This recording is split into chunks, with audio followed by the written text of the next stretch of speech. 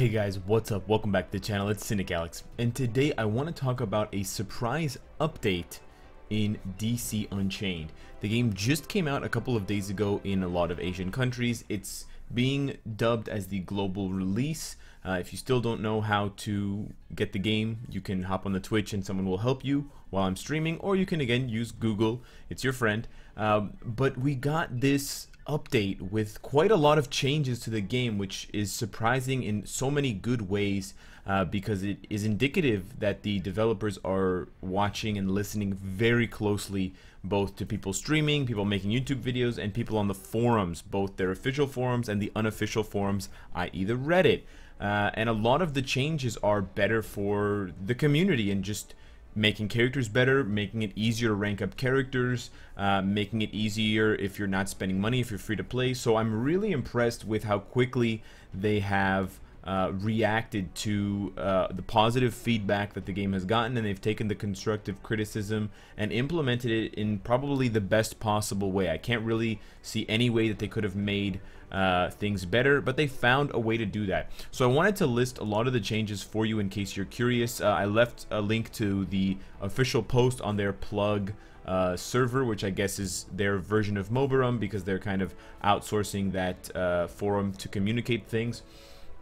And then I'll discuss what I think of the game and any additional tips that I have for you. So I think one of the biggest changes that they've made is to the acquisition of characters. So I discussed in my previous video that it's really hard to get characters, and that you should save up all of the character unlock cards or tickets that you get and make very careful, calculated decisions on which you get characters.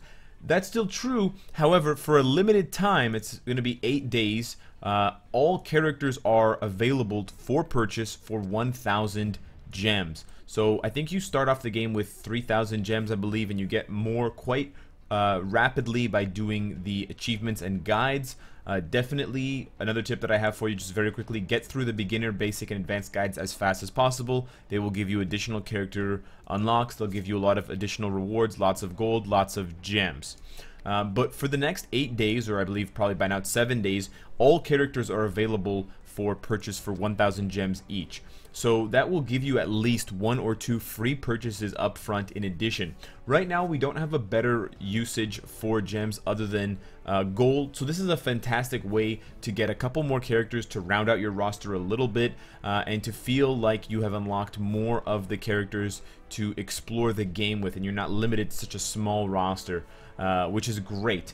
After this 7-day period, they've unlocked, or they've introduced a new feature where there will be a rotating list of kind of gem purchasable characters. So don't worry if you don't have the game yet, if you're not going to be able to get it for the next 7 days, that's fine. After that, some of these characters will be purchasable with gems, and then you just have to wait for the next rotation or the next one after that for the character that you want to be on the list, because presumably all characters will be available, which is, and I think it's an amazing decision that they made, and it really gives additional value to gems that wasn't there before, which also ties into purchasing gems for real money, which they also address, which is very cool. Going back to characters, they also buffed up both Joker with some of his skills and Harley Quinn with some of her stats. So if you felt like either one of those free characters that you got when you first started the game were kind of underwhelming, give them another shot. They might prove to be a little bit more powerful. They also made some minor changes, i.e. nerfs, to some of the summoning attacks. Now, certain characters, when you play them together on a team and you switch between them, they will create a special attack that basically gives you bonus damage. So a perfect example that you can explore by having the characters already is between Joker and Harley. Of course, infamous power couple. If you have Joker and you switch to Harley, or you have Harley and you switch to Joker, they will do an exit attack and an entrance attack. A lot of other characters have this mechanic as well. Robin and Batman, you know, Aquaman and Mera. In the case of Superman and Supergirl, however, their attack damage was too strong. Apparently people were using it to kind of cheese bosses and stuff like that, because it was just doing massive damage. So they've toned that down a bit, which is nice, because it shows that they're looking at the kind of specific numbers in addition to the bigger picture about game progression and character acquisition.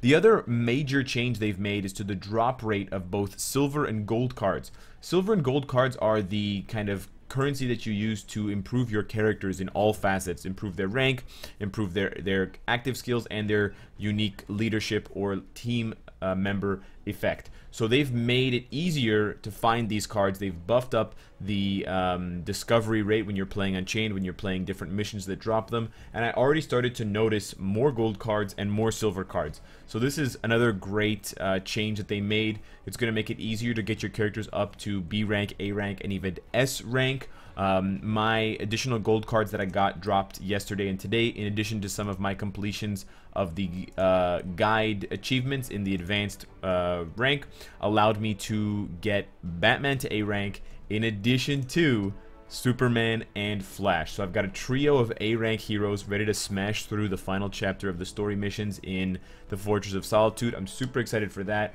I think it's another fantastic change. It smooths out the progression. It makes it easier to set your sights on a certain grind and get that character and not feel like you're kind of wishing on something that has less than a 1% chance to drop. It feels pretty frequent now to see gold cards drop, especially if you play with your alliance members in something like Unchained. I played for about an hour with a couple of friends, and I was seeing a gold drop about every half hour. So that's a pretty awesome drop rate. In addition, they've lowered the number of gold cards needed to get a skin, and this is a huge change. Prior to this change, a skin was extremely expensive because a skin card costs real money, and it's actually quite pricey.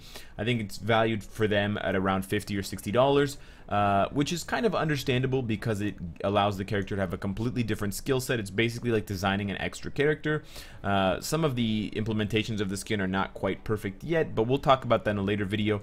But if you didn't have a skin card, you could use gold cards, family gold cards. But previously, it cost 15 gold cards, which is insane. Way too expensive. To put that into perspective, getting to S rank costs 15 gold cards. And I would argue that getting a character from A to S rank is way more important than getting a skin. So the devs realized this. They lowered the cost and reimbursed people who had used gold cards to purchase their skins, which is a fantastic way to compensate those players who had gone ahead and purchased the gold cards to get the skins.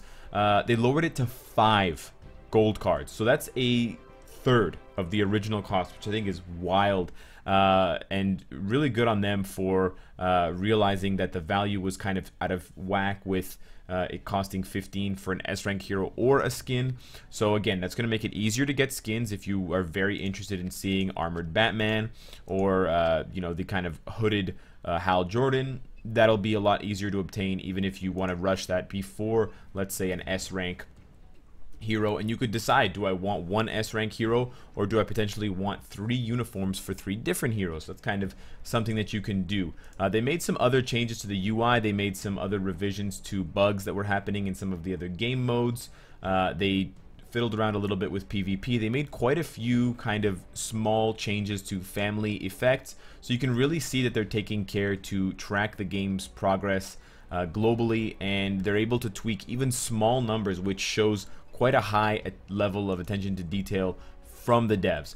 The final thing that they did, which I think is going to be pretty good for those of you that want to spend money on the game and want to support it, is they've updated the shop with a lot more kind of mid-level and cheaper purchases. So they've added in some additional packs like the gold card pack, which is pretty nice, the silver card pack, the stamina pack. I already purchased it, but they also added in a limited daily pack, and this is where I was talking about having an additional way to spend your gems. In this case, 1,000 gems for a new hero increases the value of the gems. Well, they also tuned that in with this $12 pack, which will give you 200 gems up front and then another 50 gems every day for a month, kind of like the Stark stash for Marvel Future Fight, which ends up giving you 1,750 gems for the month. So basically, in a month, you can get almost 2 characters for the price of about $12, which is super cheap. That divides it to about $6 per character if you're patient. And they also renewed the starter pack for $1.30, so everyone who had already purchased one can purchase another one, which basically means that you can get 2 characters for about the price of a coffee.